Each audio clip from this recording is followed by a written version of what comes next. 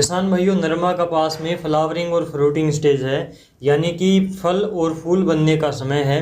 और ऐसी कंडीशन में आपका एक सवाल बार बार आता है कि हमारे नरमा कपास की हाइट कम है, बढ़वार कम है। कई किसानों का सवाल इसमें यह भी रहता है कि बढ़वार कम है और फूल और फल भी इसमें कम बन रहे हैं।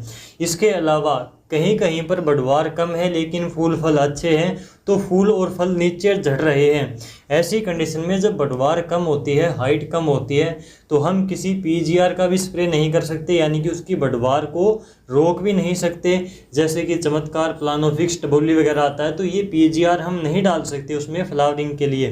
तो ऐसी कंडीशन में हम करें तो क्या करें? अगर फूल और फल कम बन रहे हैं, फसल में कम आ रहे हैं, तो भी आपको यही स्प्रे करना है। और अगर आपकी फसल की हाइट कम है और फूल झड़ रहे हैं, तो भी आपको यही स्प्रे करना है। तो इसके लिए आपको फ्लावरिंग के लिए और फ्रूटिंग के लिए आपको इस समय के ऊपर NPK 13-045 का स्प्रे करना है। आपने जिब्रेलिक एसिड का जो स्प्रे किया उसके एक हफ्ते के बाद में ही आपको ये स्प्रे कर देना है। तो NPK 13-045 1 किलोग्राम लेनी है। इसके साथ में आपको जिंक लेनी है, चिलेटेड फॉर्म में जो आती है 100 ग्राम।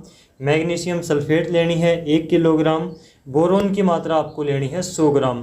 तो इस प्रकार से NPK 13-045 के साथ में जिंक, मैग्नीशियम और बोरोन का स्प्रे आप करोगे, तो ये स्प्रे करने के बाद में आपको फसल में ग्रोथ, बढ़वार भी देखने को मिलेगी और इसके साथ ही अच्छी फ्लावरिंग और फ्रूटिंग होगी।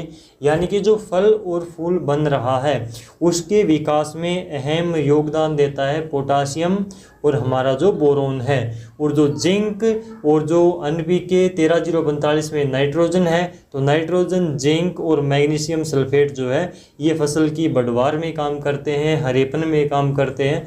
तो इस प्रकार से इनका मिला जुला जो कम्बिनेशन है ये बहुत ही शानदार परिणाम देता है हमारी फसलों में फ्लावरिंग और फ्रूटिंग के टाइम पर। तो इसका आप स्प्रे ज़रूर करें।